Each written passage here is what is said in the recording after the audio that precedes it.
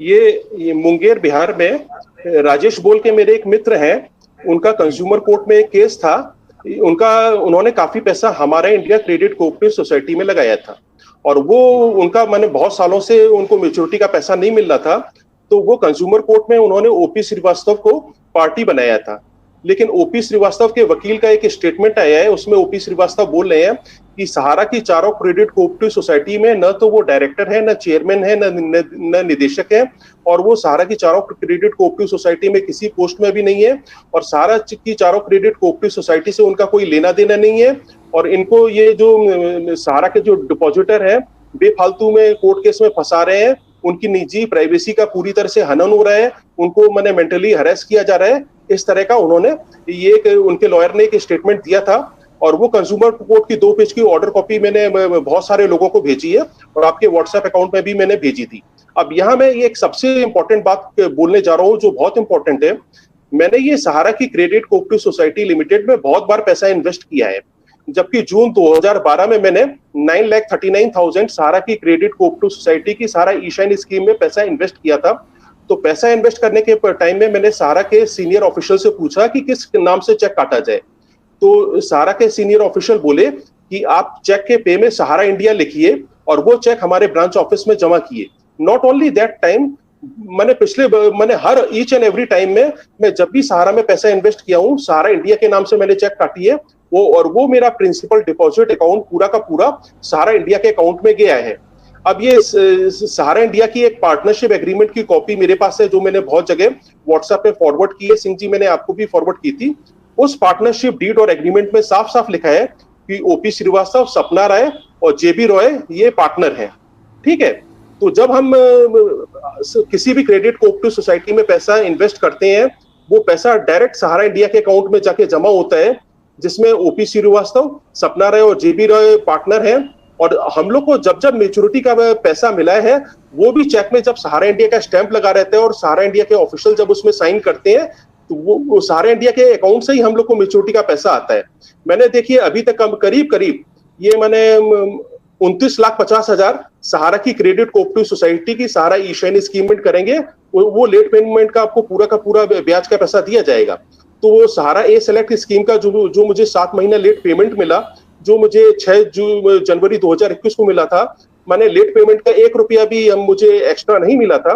तो ये सहारा इंडिया की एक झूठी बात को दिखलाता है। इन्होंने हजारों लाखों करोड़ फुल पेज और हाफ पेज एडवर्टाइजमेंट में किए हैं, और इनके जो न्यूज़पेपर एडवर्टाइजमेंट है माने इंडिया की सारी भाषाओं में आती हैं, और हर एडवर्टाइजमेंट में लिखा है कि हम आपको लेट पेमेंट का 1-1 दिन का ब्याज देंगे, आपका 1 दिन का भी ब्याज मारा नहीं जाएगा, और पूरा लेट पेमेंट ब्याज के साथ पेमेंट देंगे। तो यहाँ मेरा 7 महीना जो लेट पेमेंट आया था सारा 8 सेलेक्ट स्कीम में, 7 महीने का मुझे कोई ब्याज नहीं मिला। अब मैं एक सबसे बड़ी बात बोल रहा हूँ, कानपुर की सिद्धार्थनगर कोर्ट में भी सुब्रत रॉय, ओपी श्रीवास्तव और सपना राय का एफिडेविट में स्टेटमेंट में आया था कि हमारा सहारा की चारों क्रेडिट कोऑपरेटिव सोसाइटी से कोई लेना देना नहीं है, हम न चेयरमैन है, न डायरेक्टर है, न किसी क्रेडिट कोऑपरेटिव सोसाइटी में कोई पोस्ट होल्ड करते हैं। ठीक है, आपकी ये बात मैंने मान ली।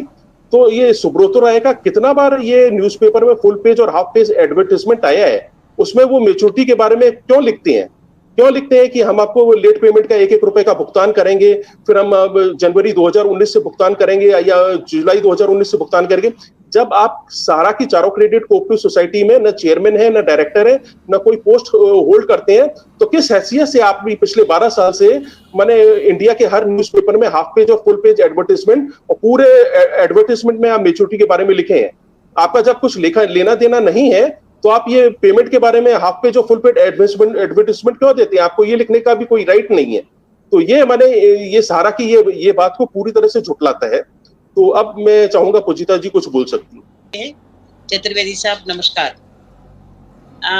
यहाँ एक बात मैं स्पष्ट करना चाहती हूँ सिंह साहब, शायद बुरा लगेगा लोगों को, लेकिन मानना ही पड़ेगा।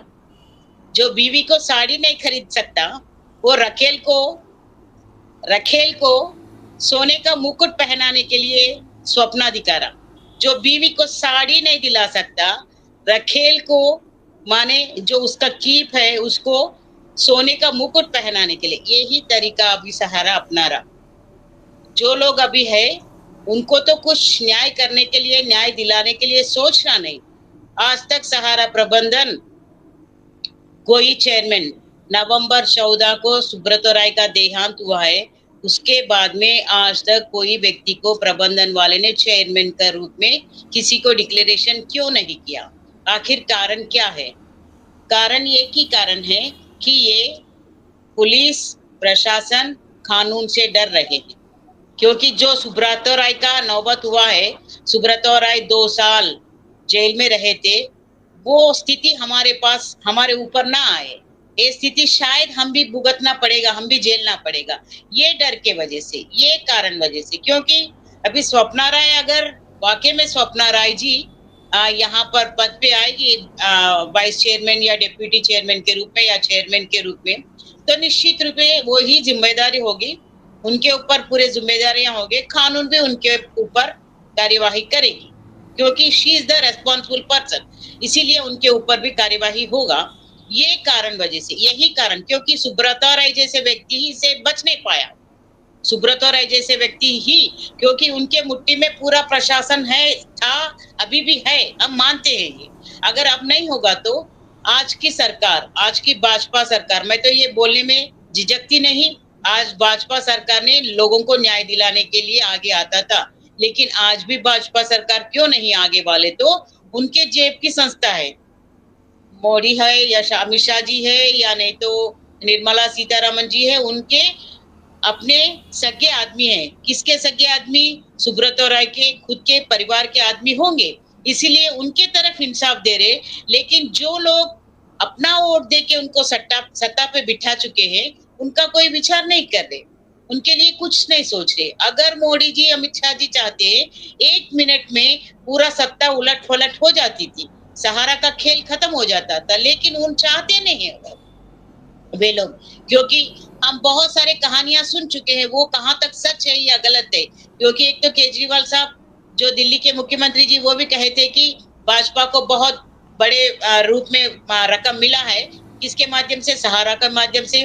और राहुल गांधी जी भी ये कहे थे कि सुब्रतो राय जी ने स्वयं अपने डायरी में लिख चुके हैं कि ईडी के जो राइडिंग के बाद मिला है डायरी, उसमें भी लिखा है कि भाजपा को बहुत बड़ा अमाउंट मिला है।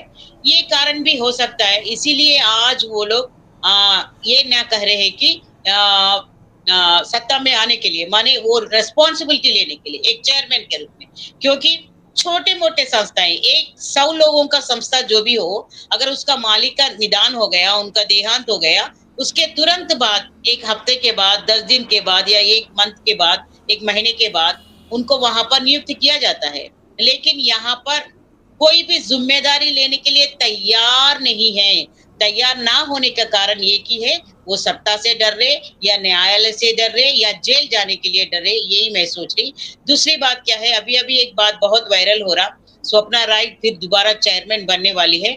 हम स्वागत कर रहे भाई, हम स्वागत कर रहे महिला को, एक महिला होने के नाते वाकई में मैं स्वागत कर रही, हाथ जोड़ के उनको निवेदन कर रही, आइए आप गरीबों का आवाज सुनिए, गरीबों को आप न्याय इंसाफ दिलाने के लिए कोशिश करिए।